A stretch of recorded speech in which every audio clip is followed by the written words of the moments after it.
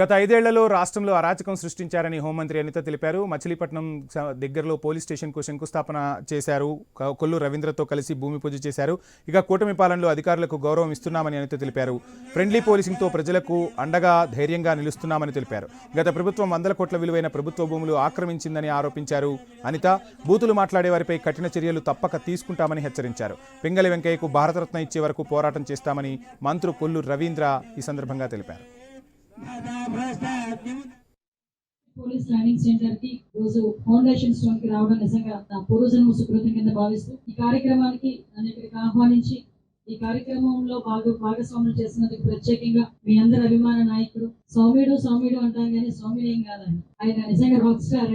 ఎందుకంటే మన చరిత్రను మనం మర్చిపోయే టైంలో ఎవరో ఒకరు గుర్తు చేయాలి. అటువంటి సందర్భంలో ఈ రోజు ముందుకు వచ్చి ఒక భాష మీద అభిమానంతో చాలా మంది నెక్స్ట్ జనరేషన్స్ కి మనం ఎటువంటి సందేశం ఇస్తున్నాం అన్న దాని మీద యాక్ట్ తీసుకురావాలనే ఉద్దేశంతో ముందుకు వచ్చిన గౌరవనీయులు వెంకట్రావు గారికి, అదేవిధంగా పేరుకే అన్నారే కానీ లోకల్ మా రాము గారికి ప్రత్యేకంగా ధన్యవాదాలు. ఈరోజు very good opportunity police department కి కూడా ఏంటంటే ఇంతకు ముందు నా పాత ట్రైనింగ్ సెంటర్ లో అది మ్యారిటైమ్ బోర్డు వాళ్ళకి కావాలి.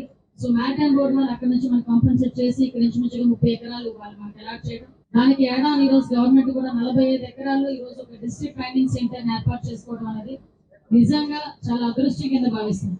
డిస్ట్రిక్ట్ పోలీస్ ట్రైనింగ్ సెంటర్ కి